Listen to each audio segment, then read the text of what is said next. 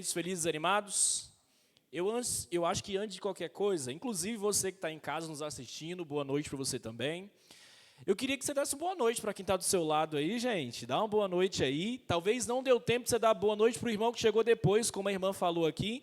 Então, já aproveita, você que está nos assistindo aí em casa, dá boa noite para quem está do seu lado aí, a sua família. Enfim, faz muita diferença na nossa vida, um aperto de mão, um sorriso, né? Ajuda bastante. Queridos, é um prazer e uma satisfação estar aqui com vocês. Confesso que eu nunca preguei nem nesse distrito, pastor Lucas. Eu só vim uma vez com meu irmão aqui para visitar a igreja de Sobreiro, mas assim, só participei e tal. E é um prazer muito grande estar aqui, né, na igreja de Manteiga. Para quem não sabe, né, sou irmão do pastor Rafael. Você pode perguntar assim, gente, mas como assim, né?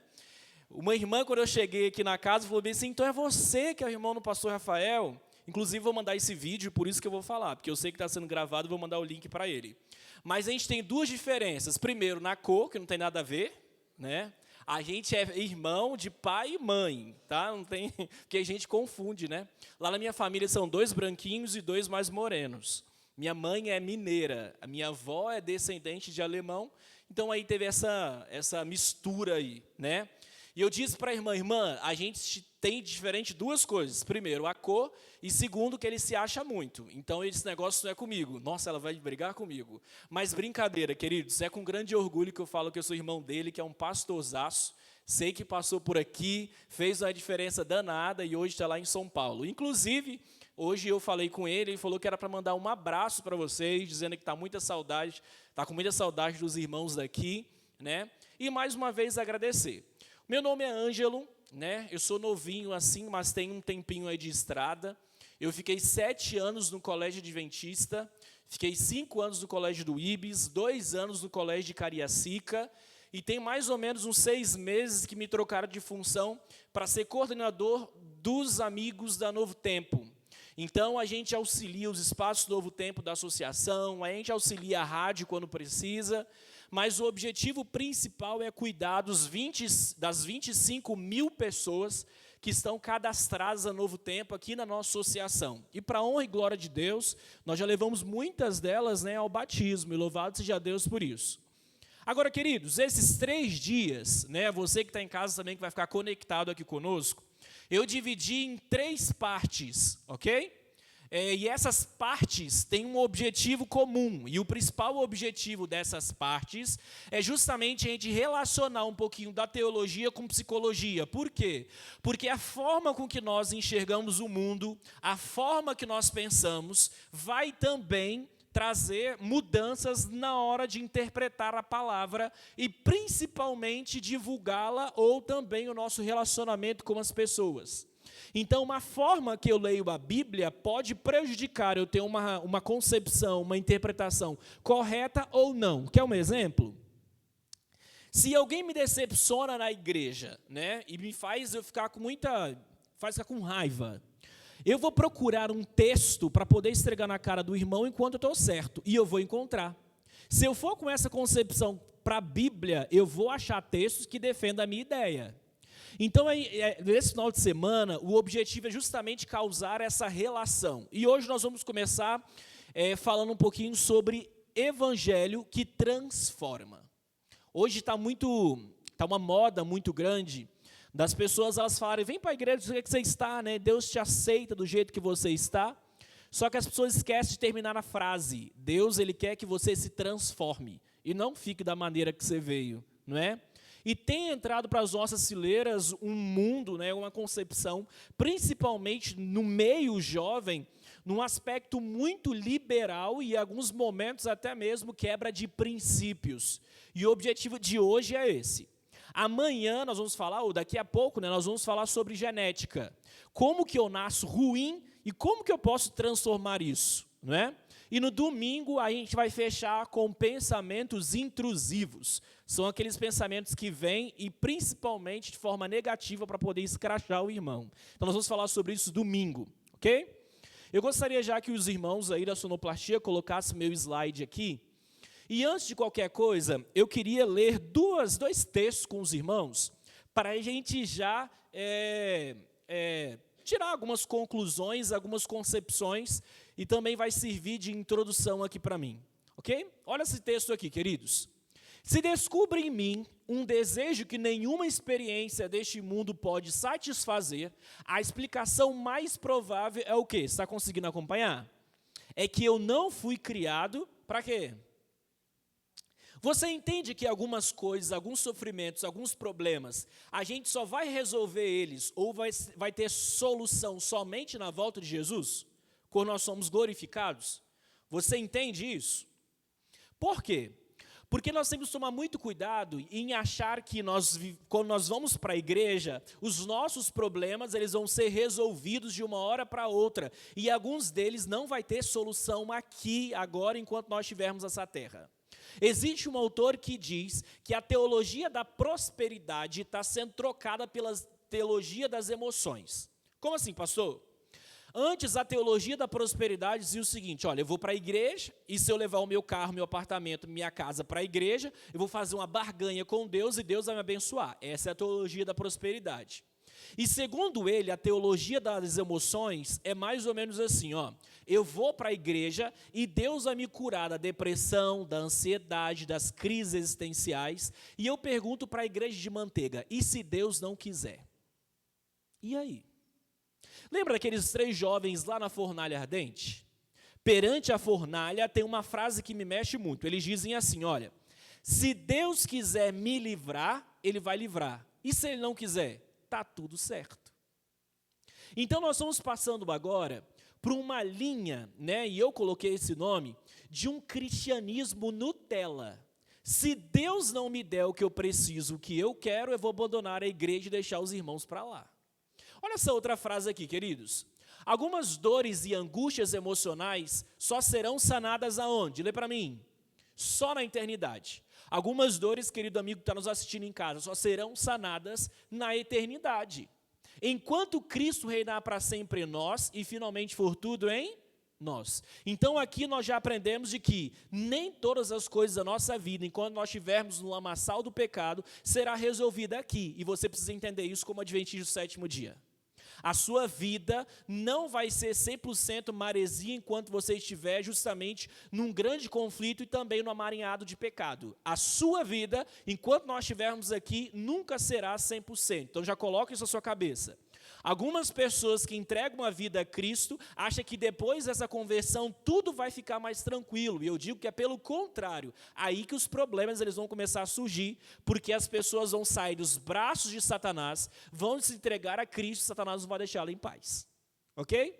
Agora, com essa concepção, vamos um pouquinho mais para frente. Aí surge uma coisa chamada teologia do coach.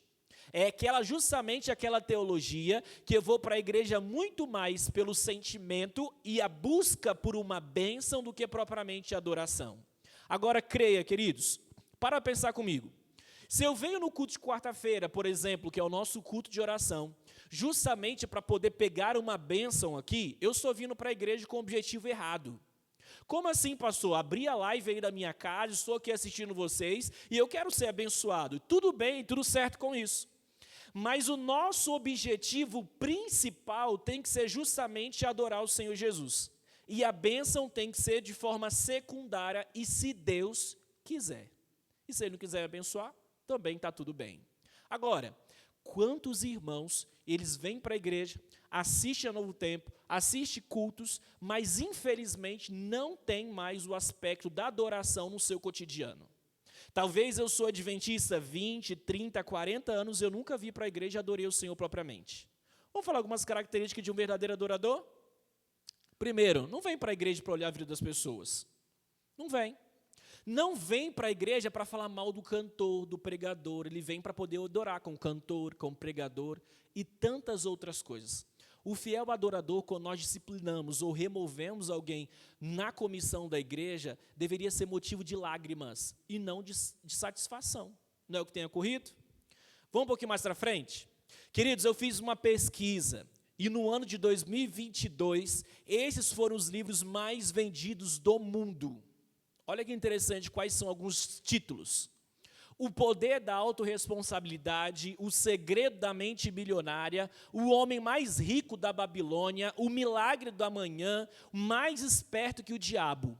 Se você fazer justamente uma síntese de todos esses livros, vocês vão ver que todos eles têm justamente o objetivo de fazer com que o eu cresça, o homem cresça. Eu quero ser mais esperto que o diabo, eu quero ter muito dinheiro, não é? Eu quero a busca pelo milagre, eu quero realizar o milagre. Agora, para pensar comigo, igreja. Se a sociedade está absorvendo o conteúdo desses livros, tanto que eles foram os mais vendidos do mundo, o que o nosso púlpito vai estar cheio? Fala para mim. De eu. E é por isso que as nossas igrejas, você vai ver que estão muito mais contando histórias de vida do que lendo a palavra, porque as experiências, elas são muito mais significativas para mim do que propriamente o que a palavra do Senhor diz. E aí nós entramos agora justamente na linha jovem, que é o nosso objetivo. Nós erramos quando nós achamos que nós precisamos fazer programas, cultos e eventos para as nossas crianças, adolescentes e jovens, baseados justamente em emoções e na busca pelo prazer do eu. Os jovens podem até vir, mas eles vão sair daqui da mesma forma que eles vieram, porque a verdadeira transformação está justamente quando nós estudamos a palavra. E os nossos cursos estão sendo como? A palavra justamente está ficando de forma secundária, não é isso? E se der tempo eu leio um texto para basear a minha história e tantas outras coisas. Nós temos que tomar muito cuidado. As músicas que nós ouvimos falam muito sobre isso. Eu quero, eu posso, não é? É tudo centralizado no eu. E Jesus, ele vem de forma secundária. Nem sempre por causa de um sermão que menciona o nome de Jesus, nem sempre uma música que menciona o nome de Jesus, é de fato cristocêntrica. Tem Jesus no centro dela. Você tem Jesus no centro da sua vida? Vamos um pouquinho mais para frente, ó. Agora, queridos, quem quer negar a si mesmo se o discurso atual qual que é? Seja a sua melhor versão. Não é isso que as pessoas dizem? Você precisa buscar a sua melhor versão. E nós fazemos várias coisas e corremos atrás de várias coisas. Para quê? Para a gente alcançar a nossa melhor versão. Como que a gente vai justamente causar uma relação entre o que a sociedade diz, busque a sua melhor versão, com a Bíblia dizendo negue a si mesmo? E aí? Não é? Quando nós olhamos para a vida de Paulo, queridos, nós vamos ver justamente um antagonismo. O que o mundo está pregando, que nós viemos falando até o momento, com o que a Bíblia prega através das experiências de Paulo. E eu coloquei aqui uma síntese de tudo que Paulo ele passou na vida dele. Agora nós vamos fazer o seguinte, nós vamos tirar justamente Paulo da jogada e você vai colocar você ou as pessoas da sociedade hoje no lugar de Paulo. Se as pessoas da sociedade, e agora eu vou dizer cristãos, e vou ser mais específico ainda, se os adventistas do sétimo dia, nem todos, né? Não posso generalizar, mas a maioria dos adventistas do sétimo dia, se tivesse nesse viés aqui, passasse por essas situações, qual seria o comportamento? O que eles falariam? Como seria a sua vida espiritual? Vamos fazer uma análise? Olha só o que Paulo passou, ó. Paulo passou por perseguição, Paulo foi açoitado, levou pedradas, ele naufragou, ele sofreu prisões, ele teve fome e sede, ele teve cansaço e fadiga, ele teve preocupação pelas igrejas, sofreu fortes oposições. Eu digo para você, dentro do viés espiritual que a sociedade tem vivido hoje, inclusive o meu, eu olharia para o Senhor Jesus e diria assim, Senhor, como assim? Eu abri mão de ter família, eu abri mão de continuar o meu processo lá em Roma, porque era um cargo super alto, né? Eu abri mão de tudo isso, fui para uma cidade que eu não conheço, e como o Senhor permite deixar eu passar por tudo isso? Cristão, Nutella. Não foi o que ele fez. Vamos ver qual foi justamente a resposta de Paulo perante tudo isso? Abra a sua Bíblia agora, queridos, no livro de Filipenses, ok? Nós vamos analisar agora o livro de Filipenses. O livro de Filipenses, ele foi escrito, queridos, num contexto bem interessante. Paulo, ele queria ir para Roma para poder pregar para os romanos. E ele chegou em Roma algemado. Não era o objetivo dele, obviamente, chegar algemado. Ele queria chegar livre e pregar. Mas enquanto ele fazia sua viagem para Roma, eles prenderam Paulo e Paulo chegou nessa situação em Roma, preso, ok? E ele foi levado para a prisão. Vamos se colocar no lugar dele? Como assim, Senhor? Que o Senhor permite eu viver tudo isso? Estou aqui pregando, como que o Senhor permite eu ser preso? Não é assim? Mas vamos ver o que ele disse? Olha a sua Bíblia aí, no livro de Filipenses, capítulo 1, versículo 12. Olha aí, o contexto qual que é? Ele preso. E ele preso, ele confeccionou no livro de Filipenses, mais outras 2 cartas, que nós vamos saber quais são. E ele menciona o seguinte no livro de Filipenses. Vamos fazer mais uma oração? Feche seus olhos aí, você também que está em casa nos assistindo. Feche seus olhos aqui, irmãos que estão presentes justamente aqui conosco. Querido maravilhoso Senhor Deus, sua palavra, ó Senhor, ela está aberta.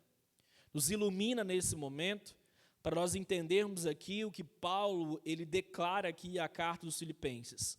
Fica conosco em nome de Jesus, amém. Vamos lá, queridos. Filipenses capítulo 1, versículo 12. Quero ainda, irmãos, certificar-vos de que as coisas que me aconteceram têm antes contribuído para que a igreja? Então, qual que é o contexto que Paulo está? Preso. E ele preso, escrevendo a carta, ele diz o quê? Ele reclama? Sim ou não? O que ele fala? Olha, a minha prisão foi uma oportunidade para quê?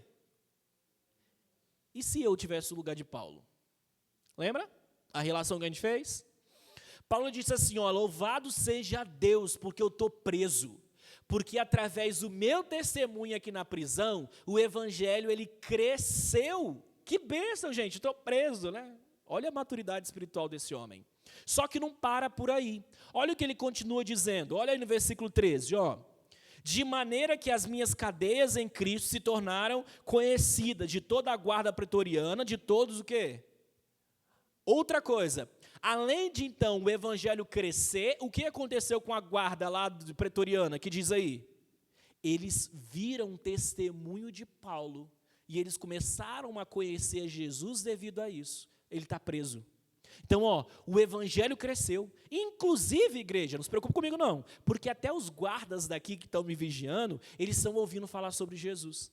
Só que não para por aí. Olha o que Paulo continua dizendo, ó. E a maioria dos irmãos, estimulados no Senhor por minhas algemas, ousam falar com mais o quê? Desassombro a palavra do Senhor. Olha, o evangelho está sendo pregado, os guardas estão sendo evangelizados, e inclusive os irmãos que estão aqui, ó, agora eles estão pregando com mais convicção, porque eles estão olhando para mim e dizendo assim, se Paulo está preso, agora eu preciso pregar. Olha só a maturidade e a visão espiritual de Paulo perante a prisão. Agora o que acontece com a gente, queridos? O irmão pisou no nosso calo, passou, vou sair da igreja, vou para outra, quando vai para outra, não é assim?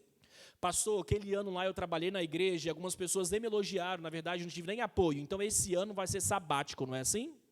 E a gente começa a reclamar de coisas insignificantes, enquanto Cristo, ele abandonou o universo para poder vir nessa terra, menos que um grão de poeira perante o universo para morrer por você.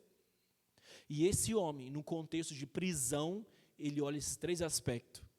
Evangelho sendo pregado, os irmãos encorajados e os soldados justamente evangelizados. Olha a bênção. Agora, queridos, tem um texto que diz assim, olha, se Paulo é o tipo de cristão que nós e todos são convidados a ser, sede meus imitadores. E você conhece a frase. Paulo diz, sede meus imitadores. Agora, tem algo então errado com a nossa percepção do que é cristianismo. Se Paulo menciona, seja meus imitadores, e nós olhamos para o cristianismo, para o adventismo que nós temos hoje, claro, né, generalizando aí, você vai ver que nós temos um problema. Nós temos um problema. Para poder chegar próximo ao que esse homem fez, só justamente nessa parte, na igreja, nessa carta enviada para a igreja de Filipe, nós temos uma grande diferença da onde nós estamos e aonde Paulo estava espiritualmente. Tem algum problema, não com a frase, mas com a gente, no ser de meus imitadores. Resumindo, querido, aconteceu justamente isso. A igreja foi mais encorajada a pregar. Os soldados de elite do imperador tornou conhecimento de suas cadeias em Cristo e, por estar com a sua liberdade restringida, escreveu três cartas dentro do contexto da prisão para a igreja de Éfeso, Filipe e Colossos. Foi justamente as 3 cartas escritas no contexto da prisão de Paulo. O que você tem passado na sua vida? O que tem levado você, que está aqui presente comigo, você que está em casa, o que tem levado aí você justamente o tempo todo reclamar de Deus? Qual o contexto que você vive? Enquanto nós estivermos aqui, nós passaremos por lutas, dificuldades e tribulações. E Deus não diz que a gente não passaria por isso. Pelo contrário, nós passaríamos por isso. Mas a promessa dele é que ele estaria conosco. Amém? Vamos um pouquinho mais para frente? Olha que interessante, queridos. Se antes a teologia da prosperidade anunciava saúde financeira e prosperidade material, a nova onda teológica herética humanista vende a ideia da saúde emocional, o bem-estar, do propósito individualista para a vida terrena e da felicidade aqui e agora.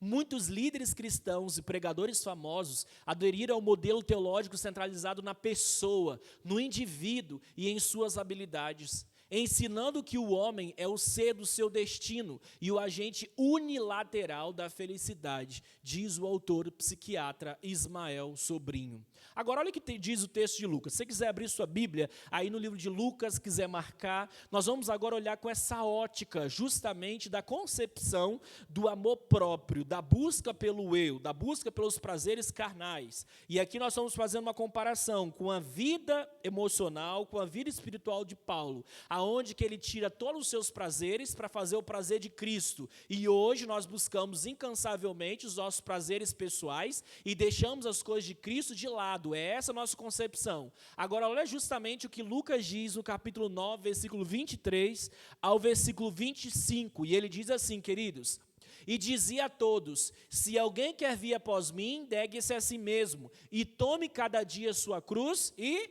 siga-me. Não é isso que está dizendo? Porque qualquer que quiser salvar a sua vida, perdê-la-á. Mas qualquer que por amor de mim perder a sua vida, salvá-la-á, né? Ou salvará. Porque que aproveita o homem granjear o mundo todo, perdendo-se ou prejudicando a si mesmo. Quando a gente estava num contexto de escola, quando estava na escola dando aula, era comum alguns pais virem em algumas reuniões e ficar muito preocupado com os filhos de recuperação em matemática, física, química.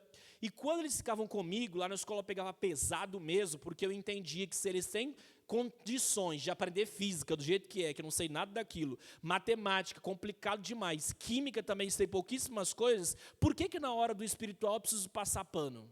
Por que na hora do espiritual tem que pegar leve? Então era prova discursiva, 10 questões, os meninos estudavam mesmo. E alguns pais chegavam para mim e falavam bem assim: pastor, vou ser sério com você. Eu falo para o meu filho não estudar muito religião, não, e depois ele resolve lá, dá um jeito e etc. E eu olhava para o pai e dizia assim, de uma forma bem sincera: pai, o que adianta o seu filho conquistar o mundo todo através da matemática, química e física e perder o céu? O que adianta? O que adianta o homem acumular tesouros, coisas nessa terra e, infelizmente, deixar os planos do Senhor, o que Ele quer para a vida do homem, de forma secundária, de lado? Eu acredito, queridos, que muitos dos nossos irmãos, eles já perderam a saudade do futuro e do céu. Eles estão acumulando coisas, vendo os prazeres aqui, e não sente mais saudade da terra que Deus ele preparou para cada um de nós. É sempre o eu. Eu quero, eu posso, que o meu orgulho impere, né? Se for preciso até prejudicar o irmão para que eu cresça, não estou nem aí, porque o que importa é o meu eu. É a teologia herética pregada por hoje, queridos. Olha que interessante que a irmã White ela diz: a verdadeira felicidade é encontrada apenas na obediência à vontade de Deus, e não pode haver verdadeira paz no coração enquanto o eu não for o que, igreja? Subjugado. Os mais elevados interesses do homem exigem que ele negue a si mesmo e submeta à vontade de Deus.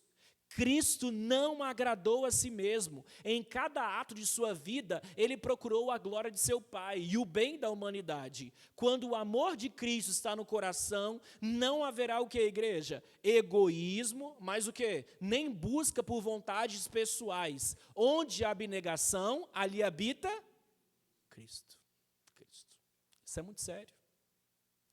Queridos, quando nós abrimos mãos de trabalhar para o Senhor, para poder conquistar as nossas coisas pessoais, nós estamos assinando carteira com Satanás. Quando nós não queremos trabalhar para o Senhor e não colocamos Ele como prioridade na nossa vida, nós estamos assinando carteira com Satanás. Certo dia foi perguntado para um pastor jubilado, que continua realizando evangelismo e tal. E o irmão chegou para ele e falou assim: pastor, mas já trabalhou tanto tempo, não está na hora de você descansar? O pastor disse assim: não, eu só vou descansar quando Satanás ele tirar férias. Ou seja, nunca. Enquanto nós descansamos, nosso ano sabático, Satanás trabalha conquistando almas para ele.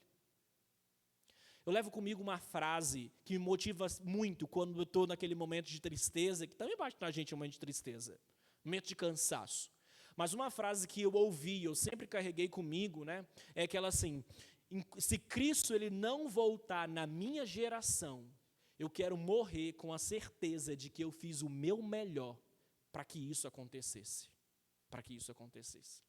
Olha outro texto, nós caminhamos para o final. O amor próprio deve ser crucificado. É bem claro a frase. E, inclusive, nós temos que tomar muito cuidado até com alguns tratamentos psicológicos, porque alguns tratamentos vão buscar sempre assim: olha, você pode, você consegue. A partir do momento que você acreditar em você, vai dar certo. Querido, independe do que você faça de maneira pessoal, sozinho, você não vai conseguir nada. Você é dependente do Senhor Jesus o tempo todo. Então, olha que interessante a frase. O amor próprio, ele deve ser o quê? Crucificado. Quantas vezes nós já ouvimos aquela frase? Nós temos que ter amor próprio, nós temos que amar nós primeiro, não é assim? O tempo todo isso, mas o texto é claro. O amor próprio, ele tem que ser crucificado. Ele tem que ser crucificado. O eu deve ser negado e vencido. O caminho para a vida eterna é um caminho de sacrifício próprio. E o que, igreja? Agora, eu faço trabalho missionário não porque eu quero. Eu faço trabalho missionário porque Cristo, Ele quer. Eu ajudo as pessoas com cestas básicas ou no aspecto financeiro, não porque é da minha vontade, mas eu faço porque Cristo, Ele quer que eu faça. Eu trabalho na igreja e eu sei, irmãos, que é árduo e às vezes nós sofremos diversas decepções, às vezes nós somos pisados, mas eu trabalho porque Cristo, Ele quer que eu trabalhe. Às vezes nós se concentramos aí na liderança jovem, na liderança do culto travador, só que trabalhar para Jesus, eu creio que é uma via de mão dupla, porque enquanto eu trabalho para salvar o outro, nesse processo eu estou revigorando a minha força espiritual também, porque a partir do momento que eu fico parado na igreja e não faço nada, eu estou com os dias contados aqui dentro para abandonar o Senhor Jesus. Quando eu trabalho para Cristo, os meus dias estão contados, não é? Agora um pouquinho mais para frente. O coração natural luta contra a ideia de negar-se a si mesmo, mas essa é a única condição para se tornar o que, igreja? Discípulo de Cristo. Discípulo de Cristo. E eu encerro com uma história. Essa história é justamente da irmã Ana. A irmã Ana, ela mora no interior do Maranhão, numa cidade chamada Araioses. Essa cidade, ela fica 8 horas de viagem de São Luís, ela faz divisa com Teresina, enfim, é bem longe. E é interessante que eu fui para essa cidade comportar. Na verdade, o pastor dessa cidade ligou para a associação pedindo um teologando, e eu fazia teologia nessa época, e esse aqui tem 12 anos atrás. E eu lembro dessa história como se fosse hoje, porque ela mexeu muito comigo. Foi uma aula que eu aprendi com essa mulher aí, eu vou explicar o porquê. Eu fui para essa cidade, ela ficava 8 horas de viagem de São Luís, e eu fui na quinta-feira. E quando eu cheguei na cidade, mesmo querendo voltar para casa, não dava. Por quê? Porque só tinha van na quinta, na terça. Então, se eu cheguei na quinta, eu só conseguia voltar na terça. E eu vou explicar o porquê que eu queria voltar. Quando eu cheguei na cidade, o pastor falou bem assim: olha, você vai ficar aqui. E ele me levou para a salinha das crianças da igreja. Na salinha das crianças tinha uma TV bem grandona, naquele fundo, que aquele tinha não sei como é que é o nome daquilo, mas tinha um fundo atrás bem grandona. Os mais antigos vão saber o que é, né? Mas, enfim, só tinha isso na salinha. E eu falei assim, pastor, e aí? Tem algum adventista aqui, perto? E ele pegou e falou bem assim, tem, meu querido, tem um ancião que mora do lado da igreja, e realmente era muro com muro, mas ele falou bem assim, olha, mas se eu fosse você, eu não ia lá, não. Aí eu, como assim? Alguma coisa está errada, né? Aí, beleza. Estava fazendo uma reforma no banheiro da igreja. Então, o banheiro, a porta dele dava de frente para a rua. Como estava fazendo reforma, lá dentro tinha brita, tinha areia e tinha um caninho que passava assim por cima que pingava os 2 pingos de água se eu quisesse tomar banho. E aí não tinha porta, porque como o banheiro estava reformando, então eles não tinham colocado a porta ainda. Aí você perguntou assim, pastor, como é que você toma banho? Tudo bem. Louvado seja Deus porque eu consegui colocar na minha mochila um lençol, né? Eu não sei porquê, mas eu sempre carregava comigo o lençol, vai que, né? E eu lembro que eu pendurei o lençol. Pastor, não batia nenhum vento? Querido, não tinha como. Se batesse vento, né, era nude para o bairro inteiro. Mas olha só. E aí, o que mais ficou complicado, porque eu estava acostumado com essa situação, porque a gente comporta, a gente sempre tem que, né, esperar o pior das cidades, do lugar que a gente vai ficar. Mas, enfim, eu fui. Só que aí estava acontecendo justamente a Semana Jovem nessa igreja. E os irmãos começaram a chegar naquela quinta-feira para a Semana Jovem, né, que estava ali caminhando a Semana Jovem, e eu comecei a perceber que os irmãos eles me olhavam com cara feia. Eles me olhavam com cara feia, não queriam muito falar comigo, né, e etc. E essa mulher aí, né, que foi a primeira a me dar liberdade para conversar, e daí eu descobri que os outros comportores que passaram lá, que não eram comportores na verdade, eles passaram por comportores, eles roubaram o som da igreja todo, eles se hospedaram na casa do ancião do lado, um deles se hospedou lá, e esse que se hospedou lá roubou a igreja. Então, você imagina a mágoa que esse ancião estava dos comportores, porque na mente deles, inclusive, a gente vai falar sobre isso domingo, que é mente generalista, então todo comportor é assim. Aí eles olharam para mim, mais um para roubar a igreja. Né? Então imagine só a cena que eu cheguei lá. E os dias foram se passando, a vontade de ir embora era, só crescia, mas só tinha van quando? Terça-feira. Então, querendo ou não, eu tinha que ficar lá até na terça-feira. Mas um sábado, que eu fui conversar de uma forma mais profunda com a irmã Ana. E a irmã Ana, conversando comigo, pegou e falou bem assim, pastor, eu preciso de uma visita sua. E eu falei, claro, vou na sua casa te visitar. E ela falou bem assim, sim, mas eu quero uma visita na terça-feira, às 4h da tarde. O que veio na minha cabeça? Terça-feira, 4h da tarde, tu é longe daqui já, né? Minha van sai 5h da manhã. E eu falei assim, tá bom, irmão, vou na sua casa, sexta-feira, 4h da tarde. E aí ela foi se distanciando da igreja, lá de fora ela gritou, pastor, terça-feira, 4h da tarde. Eu, não, irmã, dá tudo certo, terça-feira, 4h da tarde, eu vou estar lá, creia nisso, né? E aí os dias foram se passando. E aí eu conheci um outro ancião da igreja que viu que eu tinha algumas diferenças dos outros que passaram por lá. E ele falou bem assim, pastor, eu quero te ajudar. E eu falei assim, como? E lá era muito quente naquela salinha, e o pastor falou que eu não poderia abrir a janela durante a noite, que o povo fumava droga atrás da igreja, era uma situação só. E aí o irmão falou bem assim, pastor, eu vou te emprestar um ventilador. E eu falei assim, ó, que benção, irmão, então traz. O ventilador tinha uma hélice só. E quando você sabe quando o seu ventilador quebrou, né? Não sei se os irmãos aqui já passaram por essa experiência, mas quando o ventilador ele não tem um balanço de peso, o que acontece com ele? Ele fica quicando, né? E é interessante, queridos, que eu nunca tinha dormido em rede na minha vida. Foi a primeira vez, e eu nem sabia que tinha tamanho de rede. Eu lembro que eu comprei uma rede e meus pés ficaram para fora. Mas aonde eu consegui armar a rede, ficava distante da tomada.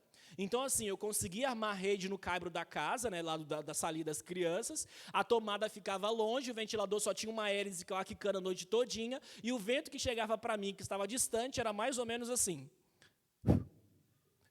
Então, assim, era melhor nem ligar, porque eu dormia sem barulho. E os dias foram se passando. O que tem dentro da gente? Uma coisa chamada ansiedade. Como é que eu ia embora sem saber o que a irmã Ana queria comigo? Passou, você ficou? Fiquei. Fui para a casa da irmã Ana. Na verdade, eu fui comportar no bairro da irmã Ana, e era uma cidade muito pobre, muito pobre. E aí eu fui por 11 horas na casa de uma irmã que morava próximo à casa da irmã Ana, e a irmã falou assim, pastor, eu queria que você almoçasse comigo hoje. Eu, beleza, vou almoçar com você. Só que aí eu falei assim com a irmã Ana mora nesse bairro, mora. Então, enquanto a senhora vai preparando o almoço, eu vou lá visitar ela. E eu fui. Quando eu cheguei aí essa foto era mais ou menos umas 11 horas da manhã.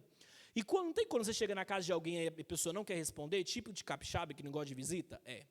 E aí, então, eu cheguei na casa dela, ela não queria muito me receber, né? E aí eu pensei assim, mas sua mãe me chamou para poder vir aqui. E eu não entendi o que estava acontecendo. Eu sentei no sofá daqui, e ela sentou nesse sofá aqui, essa menina que você está vendo aí, a filha dela que morava do lado também, e a irmã era uma mulher muito, muito, muito pobre de passar fome, e eu não sabia. E é interessante, queridos, que ela entra então, na verdade ela começa a conversar comigo e etc e tal, mas parecia que tinha um peso sobre ela, e eu não descobri o que era. E depois eu fui entender o porquê às 4 horas da tarde. Se eu fosse pela manhã, ela teria que me dar o café da manhã. Se eu fosse próximo do almoço, ela teria que me dar o almoço. E se eu fosse próximo da janta, ela teria que me dar a janta. Então, 4 horas da tarde é mais ou menos o horário que o povo não come.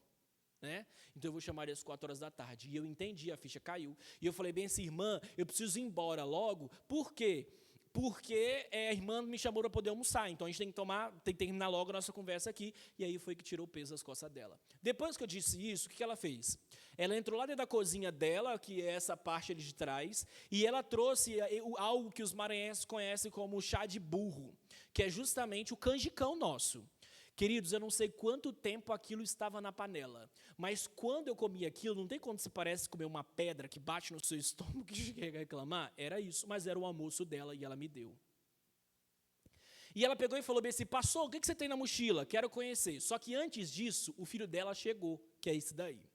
O filho dela está usando óculos porque enquanto ele brincava, e aqui eu termino, igreja, eu vou prolongar muito, mas enquanto ele brincava no campo de areia, alguém chutou a bola para ele, a areia do campo voou no olho dele e pegou infecção. Então a bola do olho dele estava em carne viva, essa parte de cima e de baixo abriu. E aí a irmã Ana, com a ajuda dos irmãos da igreja, que também eram muito humildes, eles conseguiram juntar passagem para poder levar ele para o hospital, que ficava na cidade próxima.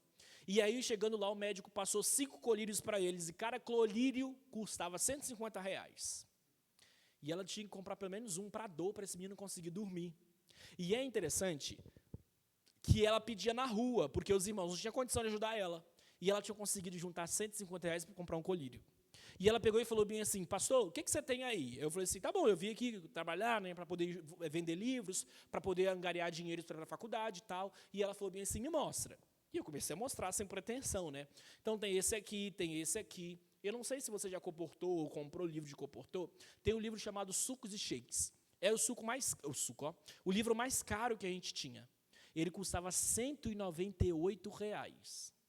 E a irmã Ana apontou para ele e disse assim, pastor, eu quero esse daqui, porque eu quero te ajudar. E eu pensei assim, mas gente, como é que essa mulher vai me ajudar, sendo que ela está precisando de ajuda, né? E eu falei bem assim, irmã, não tem como te vender esse. Ela falou assim, por quê? Porque esse livro aqui está encomendado, e realmente estava. Claro que eu tinha mais, mas aquele está encomendado, não podia vender para ela. Aí ela pegou e botou a mão na cabeça e falou bem assim, poxa, queria tanto te ajudar. E naquele dia eu saí da casa da irmã, depois eu voltei lá, levei ela junto comigo para a Secretaria de Saúde da cidade, e o secretário de Saúde estava mais pobre do que ela. Não conseguimos nada. Os dias foram se passando. Passou, você foi embora? Não fui. O ancião do lado, ele passou mal. Muito sério, teve uma febre muito alta. E um dos outros anciãos, eles chegaram para mim e falaram assim, pastor, tem como a gente ir lá fazer uma visita para ele? Eu falei assim, irmão, não vou não. Por quê, pastor? Porque se eu for lá, ele vai me matar, vai me enterrar aqui, até minha mãe descobrir que está lá no Espírito Santo, minha filha, aí vai dar meses enterrado aqui, eu não vou não. Não, pastor, fique tranquilo, ele não vai te matar não. Aí eu fui, cheguei lá, ele estava deitado na cama, vermelho de tanta febre, e para piorar a situação, a mulher dele não era adventista. E ela hospedou e se comportou lá. E eu orei por ele, etc. Foi uma coisa super rápida, eu fui embora. E aí os dias foram se passando, uma irmã me chamou para poder fazer uma festa de aniversário da filha dela, super simples, mas ela queria que eu pregasse. E eu estava saindo da igreja, era mais ou menos umas 6 horas, e esse ancião estava sentado na frente da porta da casa dele.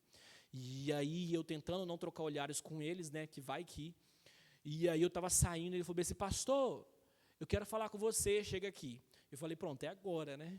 Agora que eu fiz você. E aí ele falou, eu falei assim, não, irmão, não tem como conversar com você não, porque eu estou indo lá para o aniversário de fulana, eu vou chegar atrasado. E ele falou, se é para o aniversário de fulana? Aí eu falei assim, eu estou indo para lá também, eu te dou uma carona, senta aqui para a gente conversar.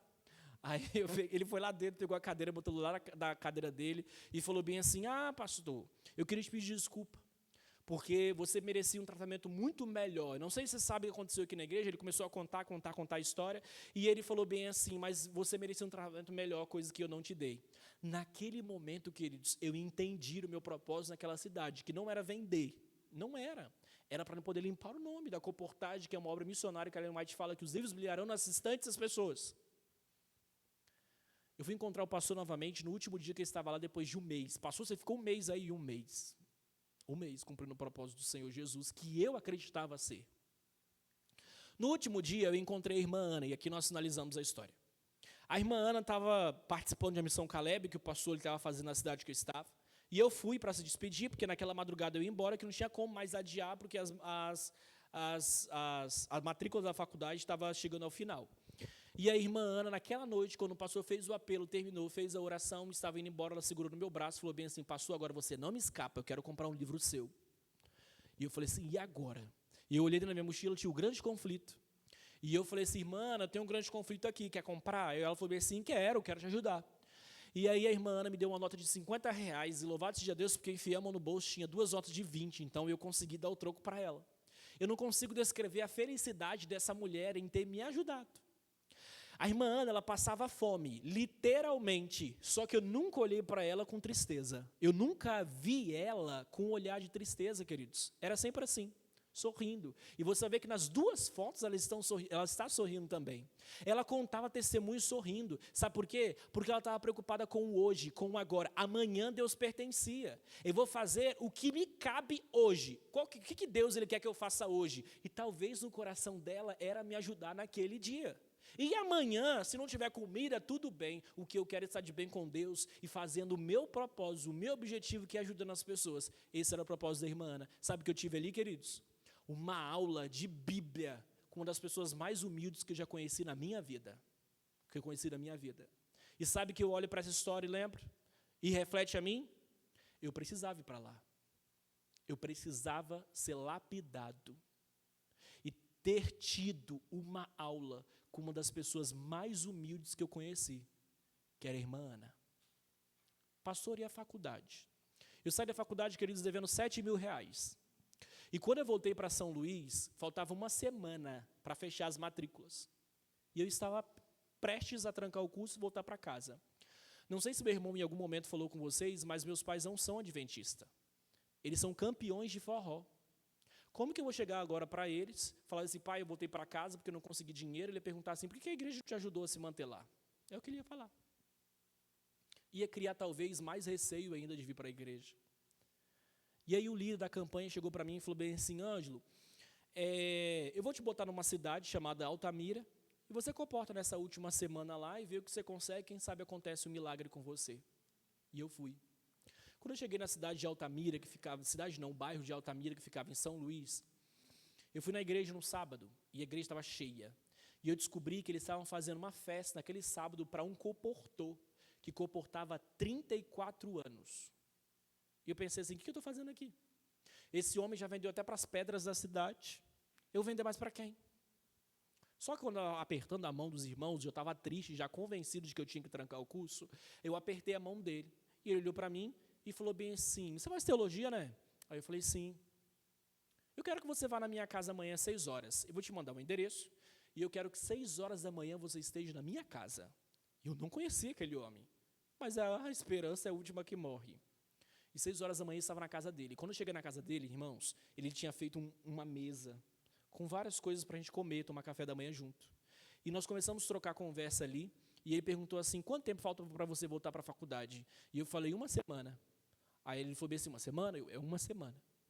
Durante essa 1 semana, eu quero que você esteja na minha casa todos os dias, 6 horas da manhã, porque 7 horas da manhã eu vou pegar meu carro, a gente vai entrar dentro, e a gente vai visitar todos os meus clientes fixos daqui da cidade. Todos. Inclusive, tem alguns que eu prometi alguns materiais novos. Você tem, né? Tem. Então, você vai dar a oferta que você quiser, você vai oferecer o material, o que você vender é seu. Queridos, nós fomos até a Receita Federal do Maranhão, porque ele tinha cliente lá dentro. Eu não saía de um cliente dele sem vender alguma coisa. E dentro dessa semana eu consegui recurso suficiente para poder voltar para a faculdade. Sabe por quê? Porque eu entendi que quando nós cumprimos o propósito de Deus, não colocamos o eu na frente, mas nós seguimos o Senhor Jesus, Ele paga o preço por nós. Tive uma aula de teologia, e ainda assim Deus olhou para mim e disse assim, meu filho, você está se preocupando com o quê? Porque se eu te coloquei lá, eu pago o preço. E eu encerro com um apelo nesse momento. Quantos de nós temos preocupado com os nossos bens materiais, com as nossas coisas próprias, e nós temos colocado as coisas do Senhor Jesus de forma secundária. Quanto tempo, né, já faz que a igreja não é mais sua prioridade? Quanto tempo mais faz ou vai fazer de que trabalhar para o Senhor Jesus também não é sua prioridade? Quanto mais? Enquanto eu tenho uma pessoa que não tinha comida, mas a prioridade dela é seguir o propósito, nós ainda temos pessoas, de forma geral, muito ricas, que não quer saber de Jesus. Não quer saber de Jesus. Vocês receberam uma vela aí agora. Essa vela vai significar para você a chama do primeiro amor sendo reacesa. Sabe por quê? Eu não queria que fosse só mais uma semana, ou mini semana de oração jovem. Eu não queria. Eu queria que dentro desses 3 dias que nós vamos estar juntos aqui, você saísse daqui diferente. Primeiro, convencido dos seus pecados precisam ser melhorados ou deixados de lado. Esse é o evangelho racional, bíblico, baseado no evangelho de Paulo. Eu gostaria que você recalculasse a sua rota e entendesse de que sua vida não tem que ser simplesmente vivida com seus prazeres mundanos. A sua vida tem que ser vivida para poder transmitir prazeres para o Senhor Jesus, porque lágrimas a gente já derramou muitas deles. Nós vamos ouvir um louvor. Depois desse louvor, ou durante esse louvor, eu gostaria que você fizesse uma oração.